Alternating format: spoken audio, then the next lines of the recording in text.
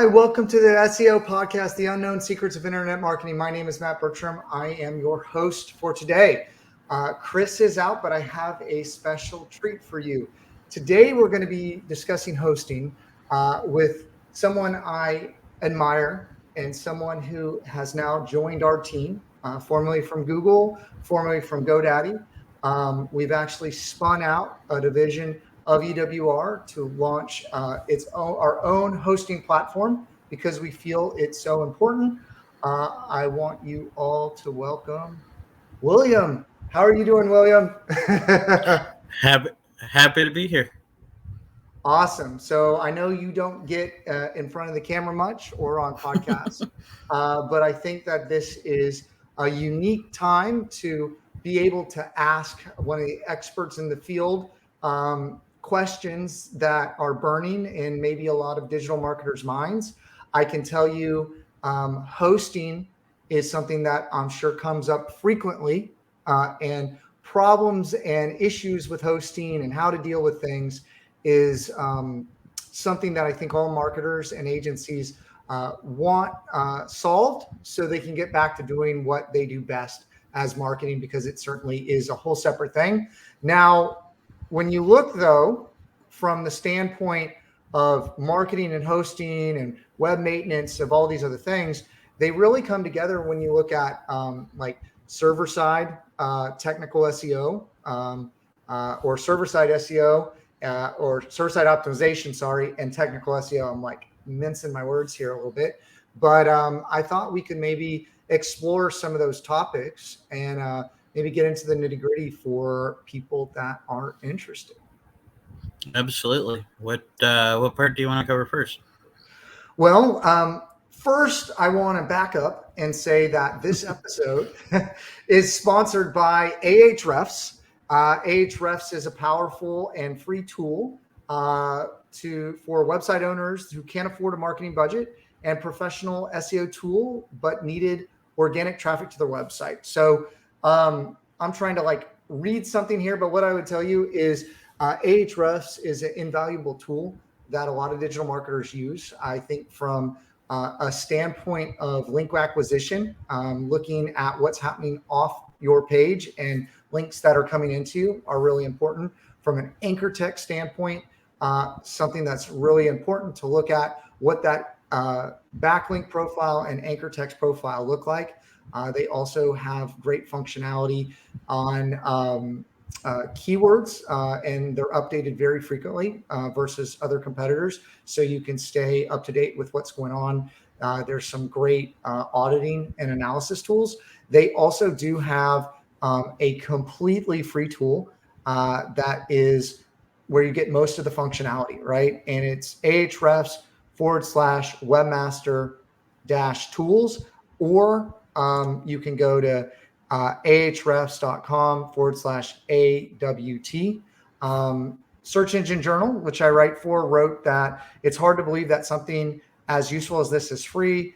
Ahrefs Webmaster Tools is a killer service, and I would certainly agree. So if you're out there and you're starting to get into SEO, or you want to see how your website's doing, I would certainly encourage you to go check it out.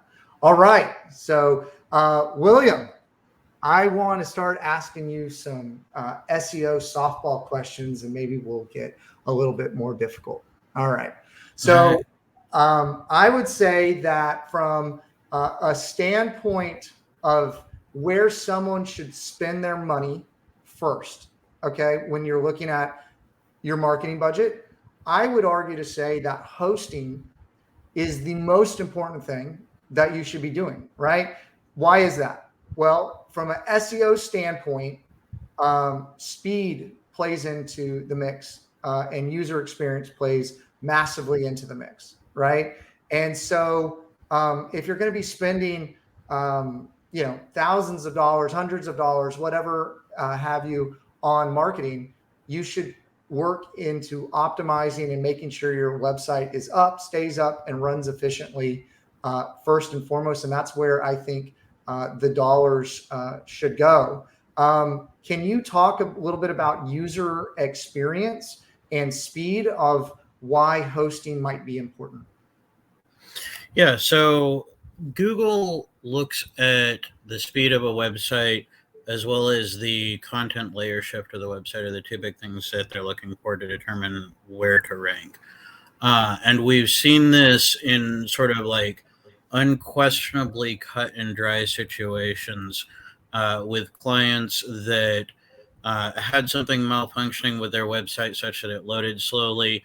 And when that thing was malfunctioning on another provider, they went from literally middle of page 1 to middle of page 4 over the time span of 2 or 3 days. Like nothing else could possibly tank a website's ranking that fast. And then once we got the website speed issues fixed, they went right back to middle of page 1 again. I mean, Google has made it abundantly clear that speed plays a heavy role in ranking as well as mobile experience. As far as what they look for, I think a little bit of a misconception is that they are all about the page speed score. And while they don't release the exact details of what they use to rank and only use page speed as kind of a North Star, what they have come out and said is that they are focused on core web vitals, and page speed tips you off into what those two primary core web vitals are, which are largest contentful paint and content layer shift. Content layer shift is kind of the more complicated one and is basically as the web page is loading, is content jumping around on the screen such that you're about to tap on something and then it suddenly moves out of your way. Largest contentful paint is how many seconds does it take to put up on the screen the majority of whatever is supposed to be above the fold. As far as hosting plays a role into all of that, having an efficiently structured website, having the right kind of optimization plugins, and having a server that is able to respond to incoming connections to the website quickly is what's going to make the largest difference on especially that largest contentful paint number. Okay, so let's break that down maybe into some different parts, right? So speed is important, right? Speed's important. How can you optimize, or why do you need a good web hosting company? Like when you talk about SEO hosting, like what's the difference between normal hosting and say SEO hosting? Okay. So there are a number of different things that we do differently from what you would call a normal web hosting company on several different levels. And so the first one I'll get into is going to be a pretty common practice called over provisioning web servers. This is something that almost every web hosting company does out there to some degree or another, and is kind of like a airline flight where they usually will sell a few more tickets than the airplane actually has room for. The difference is that with web hosting, they don't give you a voucher for a later flight if you choose to volunteer for it. Instead, they say, hey, you 3 people are all going to have to share this one seat in economy. And then so that's what happens when things get over provisioned. They basically will load up a web server with thousands of customers on a single server and essentially hope for the best, and just connections will happen when they happen, but your page will load slowly because of that. And so the first thing we do, that's shared hosting, right? That's what yeah. shared hosting would be. When people sign up, they have a business that they're launching, and they're like, hey, I'm getting hosting for $7 or $12 or whatever. It's because they're on a server or on a plane with thousands of other people that have different amounts of traffic that are going in and on the website. And depending on how many people, what time of day it is, what type of websites, all that sort of thing will dictate how fast or they might throttle the website, right? From a speed standpoint. One of the things that I have question about that might be good to know is if you're on a server with, like, in a neighborhood, right? In a not so good neighborhood with not so good traffic, is that something that Google might look at from like a a hosting standpoint, or can Google parse that out? Like, or is that something that you need to worry about? Do you need to worry about who else you're being hosted with? I would say that a couple of things on that. I don't think that Google strongly ranks based on, if you will, the neighborhood, as in like you're on the same IP address as these other websites that are also on this IP address that have been behaving problematically. Therefore, we're gonna like flag your rankings. I haven't seen a whole lot of evidence that Google does that. And there are a number of situations where it would be too complicated for them to practically do that, such as any sort of like cloud cloud-based firewall or CDN sort of provider. All of those use technologies that show as having a million websites behind the same quote unquote IP address. So I don't think that Google ranks based on that. That having been said, one thing that is worth considering is that if you are in a neighborhood that is, let's say, experiences a lot of break-ins, there's probably things about that neighborhood that are also going to have your house as being one of the ones that's broken into. As opposed to, say, being in a gated community, and if none of your neighbors are ever getting their houses broken into, you're probably not going to be worrying too much about whether or not your house is going to be at risk for getting broken into as well. So you're talking about web maintenance. You're talking about keeping everything on the server side up to date.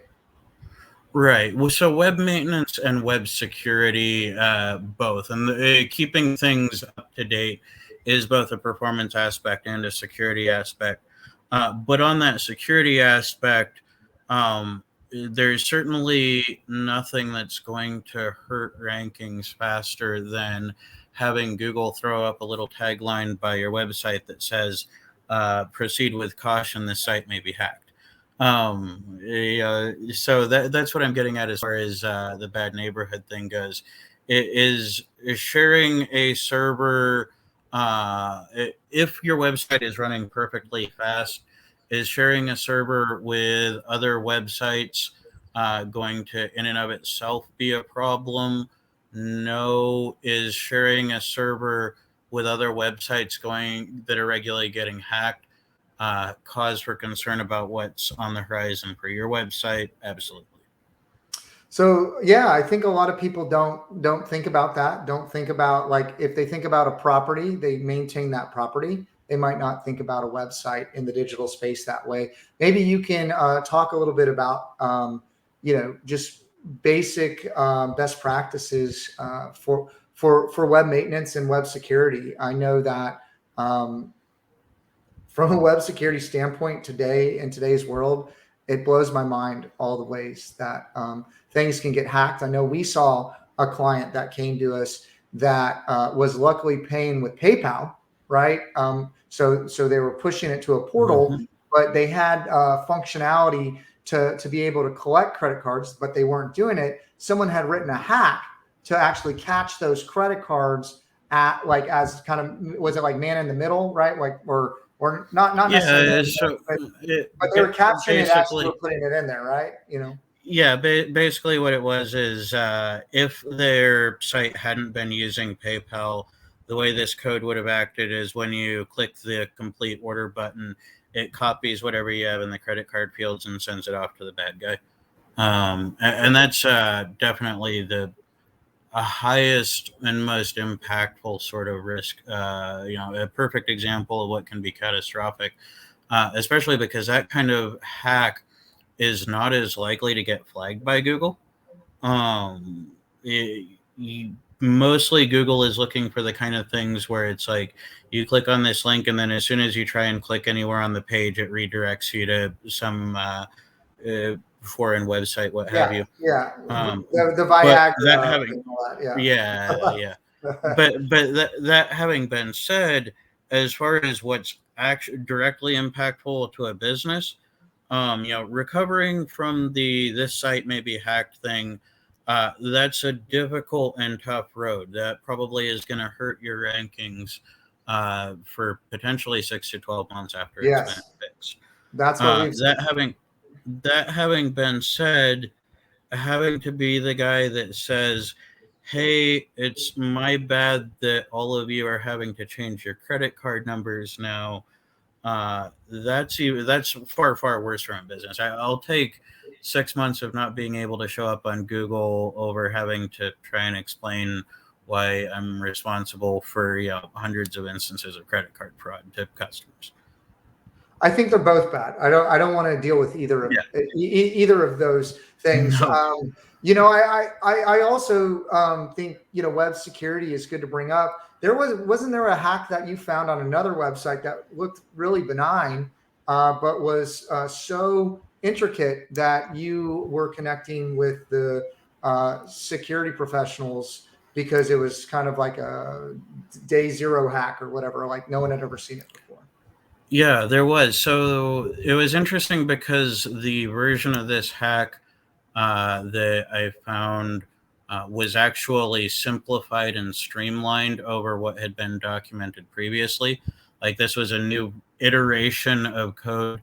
It's sort of like imagine that you have all of the computers in the world with like Windows 98 on them, and then suddenly you come across the first computer ever that has Windows 7 on it, and you're like, whoa, what's this, right? Same authors clearly, but a newer version of that code. And yeah, what they had been exploiting was there was a popular WordPress plugin that provides like add-ons. It's in the same vein of things as like Elementor, Divi, that kind of thing. And then there's always add-ons for these page builders. And it was one of those that I believe was free. And if you were to just look in WordPress plugins list, it'd show you it was up to date, which was accurate in the sense that it was on the latest version of the plugin that had come out 4 years ago. But that plugin had a vulnerability in it that allowed malicious actors to upload basically whatever code they wanted to the website. And so not only did they drop some of these redirection scripts and things like that on the website, they also used their own sort of custom backdoor for the website, so that even if you went and removed the redirection code, it would pop right back up because they'd just log right back into the WordPress site and put it right back there. See, I think that that's something that's not talked about as much. WordPress is open source, so anybody can write code and put code out there. And, from an SEO standpoint, sometimes WordPress, depending on the theme, depending on the plugins, creates a lot of bloat, a lot of extra code on the website that really slows it down. So one of the really best practices we talk about is, use as few plugins as possible. Also find some ways to kind of look at reviews or something, when was the last time they updated, like to make sure that that plugin is current. And a lot of scripts that run are unnecessary, right? It's like people buying a really fancy race car and then they're just driving around like on the street with it, right? They could do all this stuff, but do you really need all that? And you sacrifice, day-to-day performance by not by having the stuff that you don't need, right? So one of the things that is really important is you need to keep all your plugins up to date.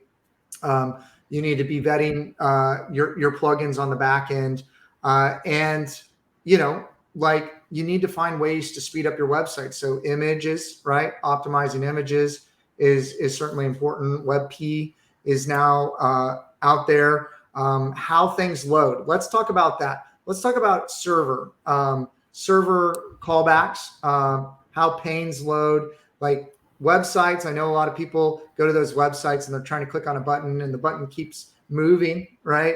And that creates a bad user experience. And that's certainly a big no-no from what I've seen from what Google stated.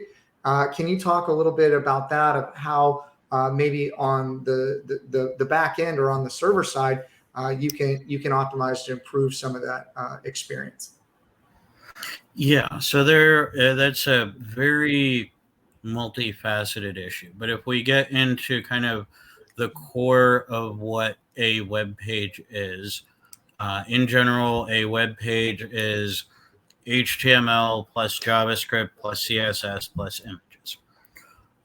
So we'll go for the images aspect first because that's the easiest.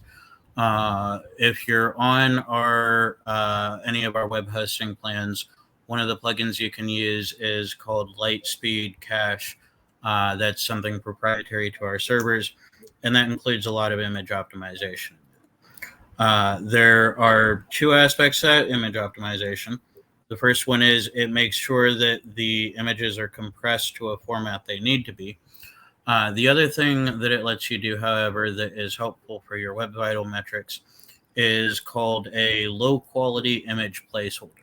And what this looks like is essentially it turns any of your images into a super, super small, only takes up maybe a few hundred bytes, and looks like the most blurry image you've ever seen in your life.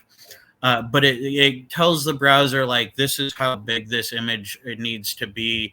This is kind of the gist of more or less what color it'll look like, so it doesn't create that jarring visual experience. So image optimization, that's sort of the easiest one to address. As far as content jumping around, usually the way that happens is that you have your HTML layout that specifies how wide and tall each portion of the page needs to be. And then you'll have CSS that loads on top of that, that is called in from like a external script that says actually elements with these IDs, these need to be half the page width instead of this many pixels wide.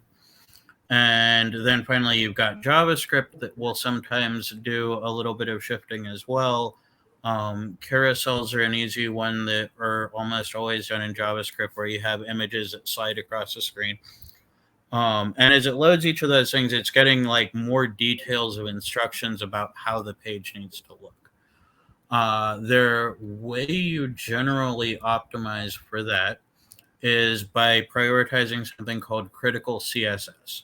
On a lot of web optimization plans, other web hosting providers, etc., critical CSS is usually a third-party service you have to pay for. With us, it's a third-party service; it's free.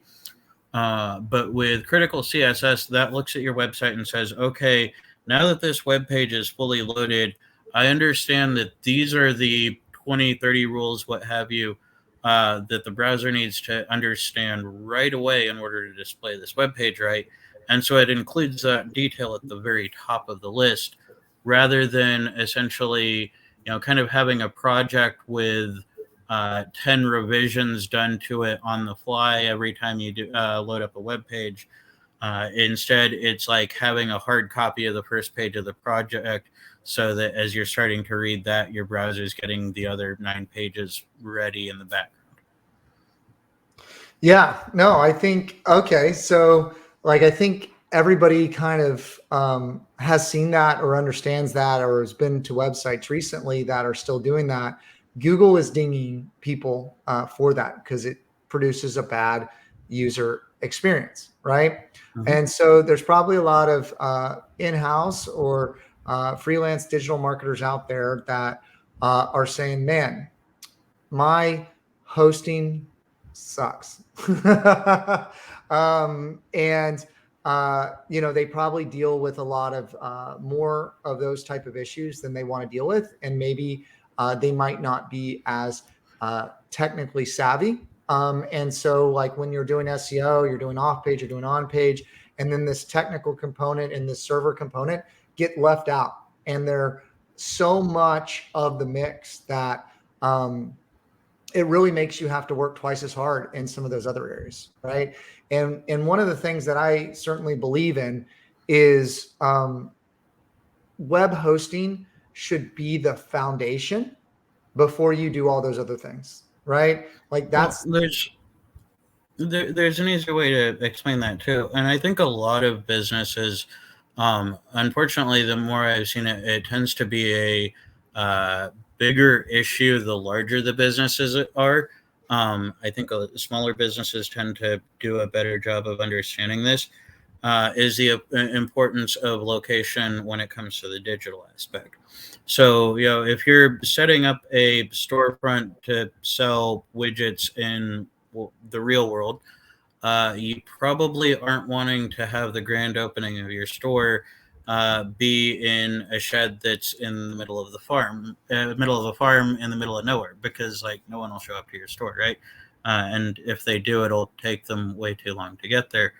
And Are you so talking with about, like where your server's physically located? People don't think about where your server's physically located from your geographic location, or what are you talking about? physically located to an extent, but also just the general environment that your server is in, or the general environment that your website is in regards to your. It goes back to that kind of bad neighborhood analogy. You don't want to open up a store in a bad neighborhood either. And so the digital side of that is just as relevant, in that your digital experience is not like a additional store on top of whatever physical stores you might have. Your digital website is part of your identity as a business in the modern day world. And so having that digital identity be maintained in a location, and by location, I mean both the physical place that your server is in the world, as well as the kind of server your website is on. Yes. Um, Yeah. having your digital identity be in a what is the digital equivalent of an aesthetically pleasing and safe location is key to half of your business. Yeah, I think that that's something that not a lot of people consider, right? They just imagine it's somewhere in the cloud somewhere, right? There's all those ads that Microsoft used to run, and it's like, what is the cloud? Like, where is it? Like, what is it? Like, I mean, I think that frame of mind has perpetuated how people view web hosting, right? And also, I know that you have a background from some of the bigger web hosting companies out there. And maybe you can talk a little bit about what your role was there, because I think we need to paint a little bit of color on how important web hosting is, and web maintenance and web security. I think in today's world, it is certainly under discussed, and it's under thought about. And I think a lot of times I see that meme of like a system admin, and it's like, the business owner's like, oh, like, why do I pay you so much? Like nothing's going wrong, right? And then there's another picture, and then it's like the business owner going, oh, why do I pay you so much? And like Everything's going wrong. everything's going wrong, right? Like you have a very difficult job. Like you can't really win, right? Because in every situation, a lot of this is obscured in the background to what a lot of people look at and see, and they're only seeing the front end of the website. And so maybe you could talk a little bit about some of those things that for you want to kind of bring to the forefront. Yeah. So initially, my role at I had been doing customer service, and then I transitioned from customer service to security investigation and engineering. And in the digital landscape of things, I would compare it somewhat to a janitor, which makes that systems administration reference all the more apt, because it's like, oh, what do we have a janitor for? The bathrooms are always looking perfectly clean. Like, okay, there's a reason for that, and it's because the janitor is going into them every hour. But in the web hosting role, it was mostly dealing with reports of hacked websites. In many cases, ones that were reported to us by external parties. So one of the most common things for a hacked website to have is going to be what's called a phishing kit, which is that, for example, yourwebsite.com/OWA, instead of loading up anything that has to do with your website, looks like an Office 365 login screen and is trying to get your credentials. Most email providers catch those kinds of URLs really fast. And so the malicious actors out there are also having to repeatedly set those up on tons and tons of different websites. My job at that was to deal with those all day, and without going into details as to what kind of numbers that entailed, suffice it to say it was a all day, every day thing for a number of people. Like a lot of websites got hacked. It amazed me the extent to which people would set up a website and then just not touch it. Like, in the same way of thinking that they could install Windows 3.1 on a computer and then just like never worry about it. Like, what do you mean I need to do upgrade on this 486? Like this is working fine for years, right? So yeah, I mean, people would have ancient, 10 years or more, or 10 years old versions of WordPress that had just never gotten updated. Yeah, I mean, people understand like upgrades, right? With maybe software, right? They understand like phone upgrades of security, like patches. Mm-hmm. Why do you think that on the website side of things that maybe gets overlooked by business owners or website owners? I think first of all, the one of the things I noticed from the customer experience side of things is that I've discovered a surprising number of business owners that don't actually look at their own website all that much. When I was doing customer support, it wasn't a frequent thing, but it was not a totally unheard of thing to have someone, asking why their website wasn't working. And turns out it was because their bill hadn't been paid in 4 months and they only just now noticed. So I mean, like, I still don't understand it, but a surprising number of business owners don't pay attention to their own website that much. The other aspect of that is that a lot of the malware that goes onto these websites is very deliberately designed to keep itself concealed from business owners, from the people that are working on the website, etc. And the two easiest examples of this that are very, very common on a lot of these malware problems that websites get. The first one is that the malware is coded in such a way that if you went directly to your website, it sets itself to not run. So if you go into your address bar and type, www.example.com, it wouldn't run. But if you were to go to Google and search for your website and then click on one of the search listings on Google, then the code would see this person didn't come directly here. They arrived here from a search engine, and then would flag to show the malware. The other thing that would be very common on these, and there's a number of different ways that these scripts would do it. Sometimes they do it by IP address. Sometimes they do it with cookies. Is they say, if this person has ever been to the website before, don't show them the malware. Like, we got to hit this person once. We don't need to hit this person multiple times with the malware code, because then it's way more likely that we get caught. So don't show them the malware if they've ever been to the website before. And so with those two things, if you're not looking at the website under the hood, you aren't having the right kinds of firewalls that keep your website from getting hacked in the first place, it's actually pretty easy for that kind of thing to go unnoticed. Yeah, I mean, I think that these codes are getting a lot more elegant. These hacks are getting a lot more elegant, and Mm-hmm. I think that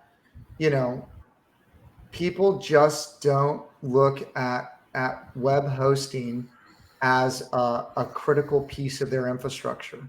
Since COVID, right? your digital storefront is like what most people will see, and it's where most eyeballs will be, right? And it's like keeping your store in good working order and in good shape is to make sure you're doing this. And for SEO, if you get one of these hacks and Google picks it up, you're talking 6 months or a year. Okay. Mhm. Like, it re-indexes, it finds this. Google said, oh, I can't trust you anymore. Right. I can't show this to people. I can't show this to our visitors. And you're going to be put in the penalty box for a long time. And, Mhm. a lot of people drive a lot of business from their website or even e-commerce sites. Like, I mean, it's a death blow, Mhm. to a large degree. And if you're, say, a small business owner, or small or medium-sized business owner, your website going down is going to cost you X amount of money, right? Like, and Mhm. if you're a bigger business, every minute or every hour, you're losing whatever the multiple is of dollars based on how much you generate, right? And Yeah. how Well, many and times? the loss on that is actually like relatively easy for a business to calculate, and I don't think a lot of businesses do the math.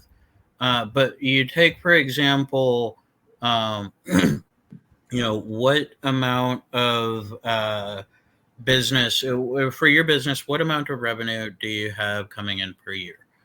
Of that revenue, what percent of it is coming in from your website? So we'll say your business is getting $1 million a year revenue, and for even numbers, 50% of it comes from your website.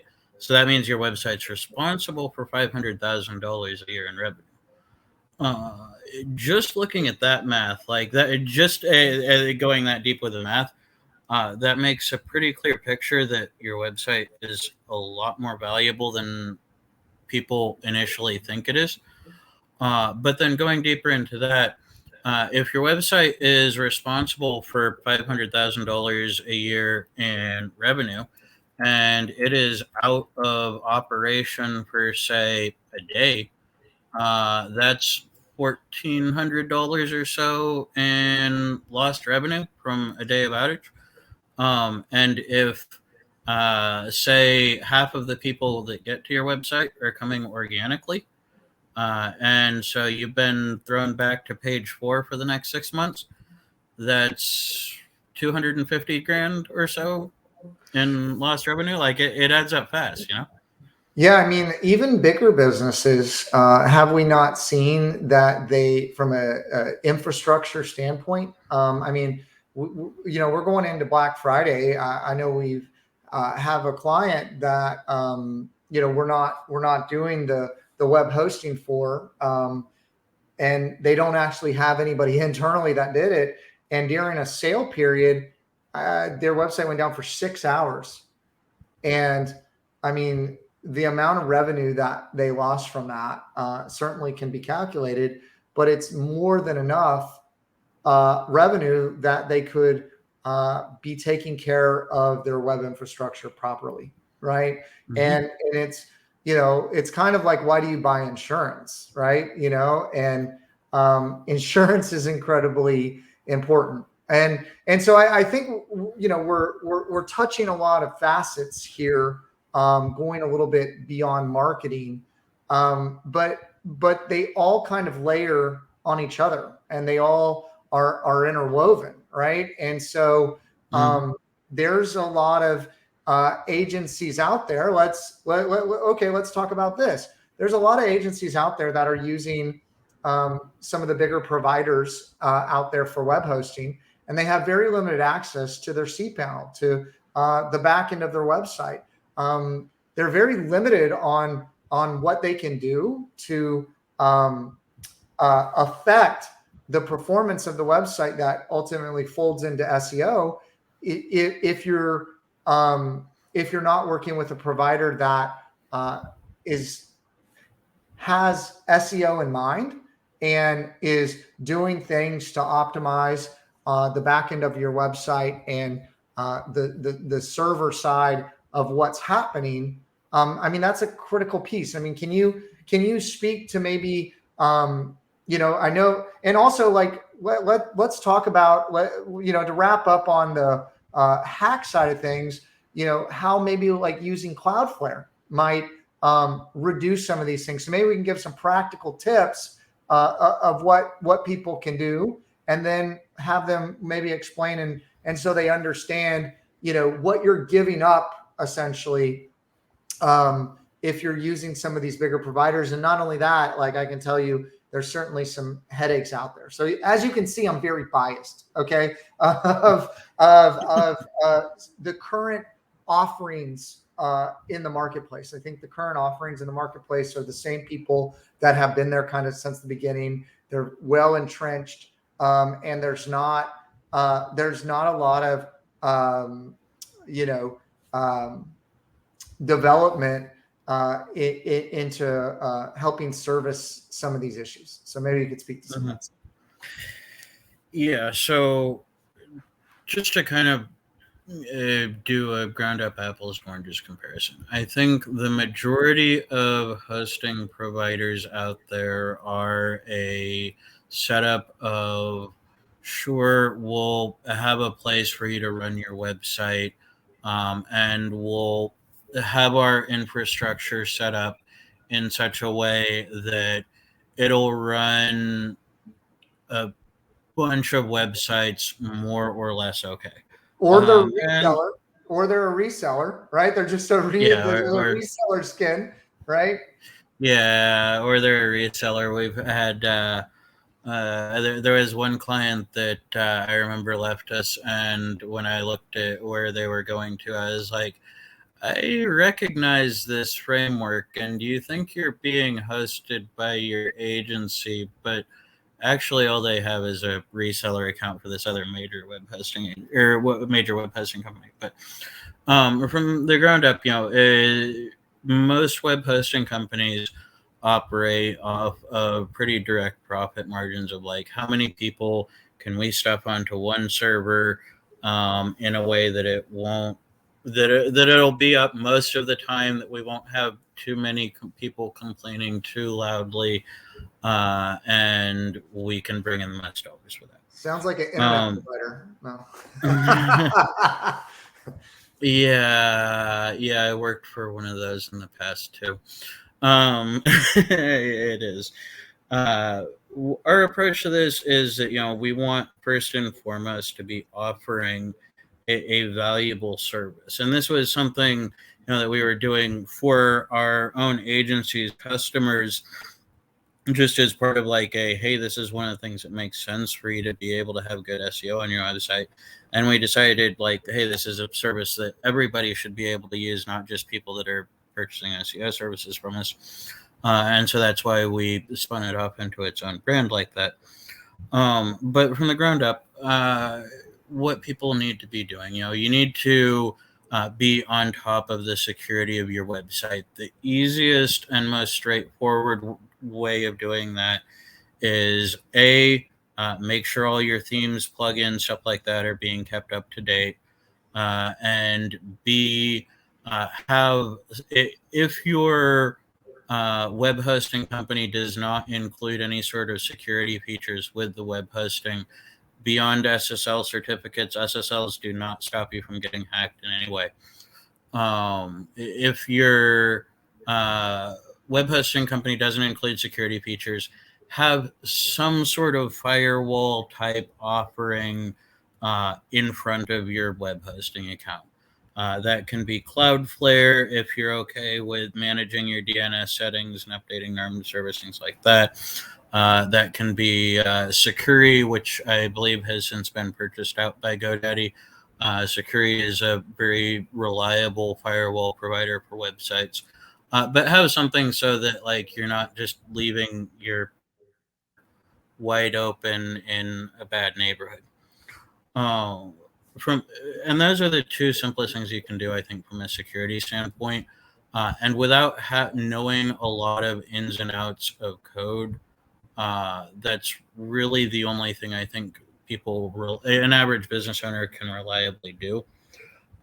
With that kind of side of things, I mentioned hosting providers that don't include security.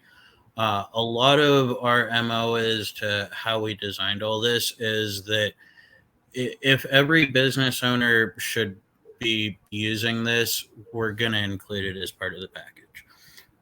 So, for example, with the hosting accounts that are on our servers, there's a component of the server that looks at the person requesting the web page and determines, based on this IP address's reputation, are they a good person or a bad person?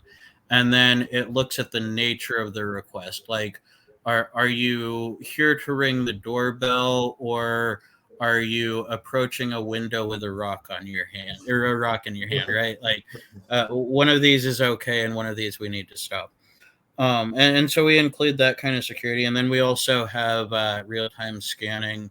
Anytime your hosting account is changing the files or anything like that, antivirus software looks at that, identifies it has bad code just been written somewhere, and if it has, it stops it. That, I think, is the most directly actionable tip for security. What about backups? Backups. Yeah, that's another thing that I was kind of floored with, how many people just didn't have any sort of plan in place for that. And of those that did, the most common mistake I saw people making was putting that backup inside of their hosting account. And that's kind of like if you've got, say, really important documents that you need to make sure you don't lose, that don't get destroyed in a fire or whatever. And so you take those documents to your all-in-one printer, you make a photocopy of them, and then you set that stack of photocopies right next to the original one such that the copy catches fire just as fast as the original stack does. Yeah, that's what I see a lot of people doing with the backups on their hosting. We do two things with backups. Through one externalized separate location in the country space, we keep a daily backup for 30 days. So at any sort of point in the past 30 days, you can say, I need the way my files looked like in my hosting account to be from 20 days ago. I need the databases to be the way they looked 17 days ago. And I need my DNS zone files to look the way they did 13 days ago, what have you. And so you can get very granular with that backup. And then we also do disaster recovery backups. The disaster recovery backups, we take a full archive of your account, compress it, back it up, and put that again in a third, different, unrelated, different company, different data center, all of that. And we keep those around for twice a month for 5 years. That's not really something that I see, that I know of any other hosting provider that really does that sort of retention on. And the way we have that done, it's set up in such a way that it's fairly pricey to retrieve that data if we ever actually need to. But I saw far too many people that didn't have any sort of backup, and so they lost their entire website. Like, the best way that they could be helped was like, here, go to archive.org, use this as sort of a frame of reference, and best of luck as you try and rebuild, right? Which is kind of like saying, my house burned down. Well, really sorry to hear that. Here's Google Earth. Go use these satellite images and do your best to rebuild it. It doesn't work very efficiently. And so we keep these backups around just because, like, we know that there are a lot of things that can go wrong. There are cases where maybe there's a new type of hack that comes out that security features don't catch. Maybe there was something that you realized was on your website and got wiped out. It must have been 2-3 months ago. But if we need to recover those sorts of backups, we can. And so that's our backup procedure, is we keep daily for 30 days and twice a month for 5 years. So what do the big boys do? Because people are probably listening and saying, man, that's phenomenal what you're doing. But like, the big boys got me taken care of, right? Like, I'm with whoever, and if my website goes down, they're going to find it, they're going to fix it, no problem, no extra cost. Like, how does that compare from what you've seen with the bigger players? What I've seen from the bigger players, if you read through their hosting agreement in terms of service and all of that, has legalese that basically says you're responsible for your own web hosting, and we make no promises that stuff isn't going to explode. We make no promises that we're ever going to be able to recover stuff for you under any circumstance. If you don't have your own backup of it, sucks to be you.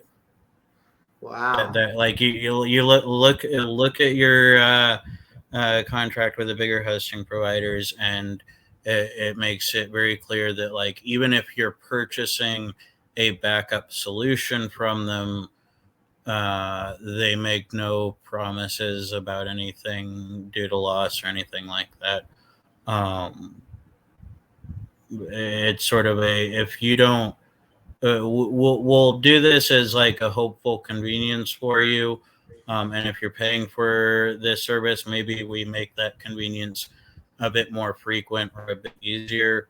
But they don't really provide any sort of assurances behind it. Well, And that, frankly, I will say is, regardless of who your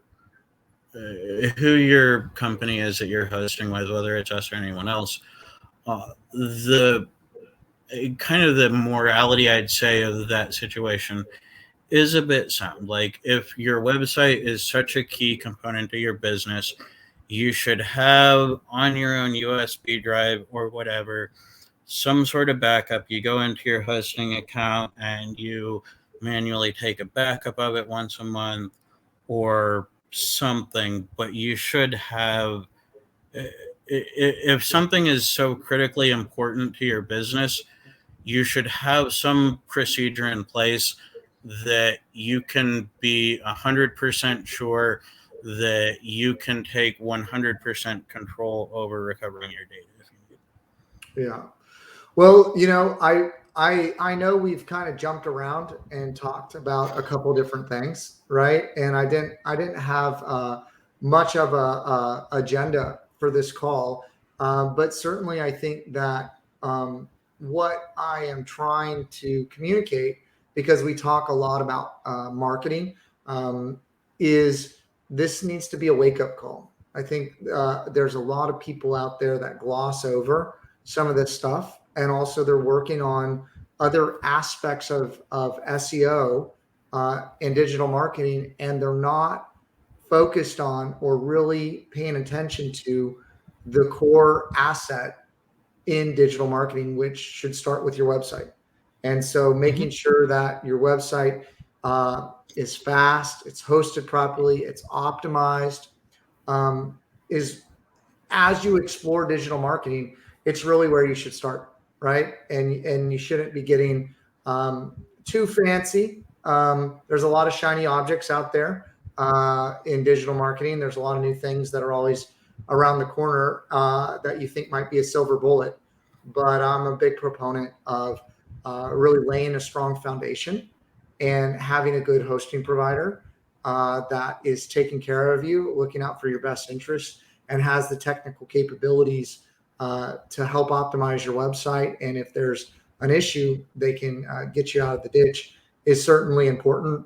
I believe that the team that we've built, the team that you've built, is invaluable. And I think it's something that a lot of other agencies, a lot of other business owners, a lot of other freelancers have been jumping around from hosting provider to hosting provider to find the right solution. And not only that, you talked about offering a hassle-free guarantee. Can you talk maybe a little bit about that? Yeah, so there are a lot of hosting providers that will moving a hosting account is a lot of work. Like it is not an easy process in most circumstances to move a website from one provider to another. And most of the hosting providers I've seen will have sort of if you want to come over to us, we'll charge you for the work of moving that website. And if you want to leave us, here's our help documentation and Godspeed. We take that approach a little bit differently. We're not really looking to run a prison system of web hosting. So we do charge for the work of moving a website over. But on the other hand, like we want our customers to be happy. We don't want our customers feeling like they're stuck with us.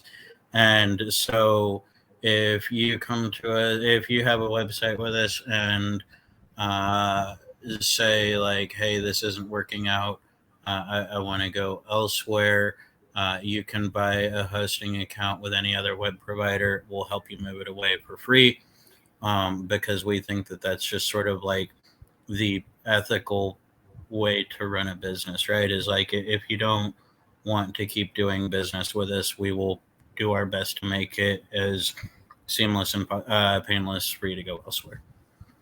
Got it. Well, I know we covered a lot. Before we go, William, is there anything that we didn't cover that you want to make sure that's maybe communicated to our audience? Cohosted.com. Go there. If you have questions about what might be able to do for your website, open up a ticket. You don't even have to create an account to open up a ticket with us, and just mention your website to us. Tell us what's going on, and we'll give you some pointers if you'd like as to what we can do to help. And if you're ready to have your website run fast, plans are listed on our website. Fantastic. Thank you so much, William. So if you're out there and you're dealing with a web hosting issue and you're frustrated, or you think you need to be doing better technical optimization of your website, if you're an agency out there, and you want access to our team, we have the best team in the business. We are offering those services to the public. And so that's really, I think, exciting for a lot of people, because this is, again, the most critical part of digital marketing and should be the foundation of what you start with. And that's why it's called co-hosta, right? Because we're co-hosting it with you, and we're going to work with you to optimize that backend. So if you are looking for SEO hosting, go to cohost.com and check it out. I can tell you, we wouldn't be where we are as an agency without you and your team, William. So we very much appreciate you and wanted to give you a platform to connect and communicate your value to the rest of the world. So thank you so much for coming on the Unknown Secrets of Internet Marketing. I know that this was a different format for a lot of you listening, but I think it was good to change it up. So thanks so much for coming on, William. Thank you for having me. All right. And we'll see you next time. Bye-bye for now.